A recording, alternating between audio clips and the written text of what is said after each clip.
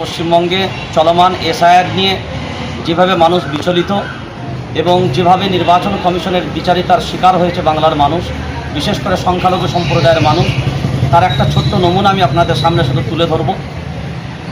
আপনারা জানেন, আপনারা অবগত আছেন, হাওড়া জেলার জগৎবল্লভপুর কেন্দ্রের আমি শুধু দুটো বুথের কথা আপনাদের সামনে তুলে ধরব। ডোমজুর থানার অন্তর্গত আপনার 908 এবং 308 এবং 309 নম্বর বুথ শাঁখারীদহ গ্রাম পঞ্চায়েতের অনুকূলে আছে। আপনার গ্রামটা শাঁখারীদহ গ্রাম। তো আমরা দেখছি যে সেখানে প্রায় 850 প্লাস ভোটারকে ডিলিট করা হয়েছে। অথচ সব থেকে ভাববার বিষয় যে এক এক পরিবারে 6 জন 5 জন ভোটার, বাকি 2 জন 3 জন সদস্য তারা ডিলিটেড। তাহলে একটা ফ্যামিলির যদি 5 জন ভোটার হয়, বাকি 3 জন, তাহলে এরা কী করে ডিলিট হতে পারে? তাদের সবার ডকুমেন্টস তো এক। যে ডকুমেন্টস দিয়ে তারা ভোটার লিস্টে নাম তুলছে তার পরিবারের 5 জন সদস্য, তো বাকিরা ডিলিট হওয়ার কারণটা কী? সে জায়গায় দাঁড়িয়ে আমরা আজকে হাওড়া জেলার জেলা শাসক ডিএম ম্যাডামের কাছে এসেছিলাম এবং তার কাছে আমরা একটা স্মারকলিপিও দিয়েছি।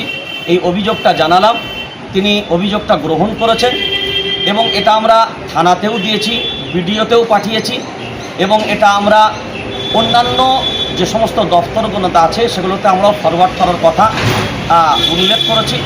সেই জন্য আপনাদেরকেও বলবো, যারা এই বিচারিতার শিকার হয়েছেন সবাই এর বিরুদ্ধে আওয়াজ তুলুন এবং লিগ্যালভাবে যাতে করে সব জায়গায় শান্তি সম্প্রীতি বজায় রেখে গণতান্ত্রিক পদ্ধতিতে আন্দোলন করা যায়, সে ভাবনাটা আপনারা সবাই ভাববেন। আর একটা অনুরোধ আপনাদের সকলের উদ্দেশ্যে করব, সেটা হচ্ছে যাদের ডিলিটেড হয়েছে, কেউ ঘরে বসে না থেকে সকলেই প্রত্যেকটা ডিএম বা এসডি অফিসে এখন রিসিভ দিচ্ছে, জমা নিচ্ছে। চেষ্টা করুন অনলাইন না করে অফলাইনে জমা করার, যাতে করে আপনি আপনার সমস্ত ডকুমেন্টসগুলো সাবমিট করতে পারবেন অফলাইনে।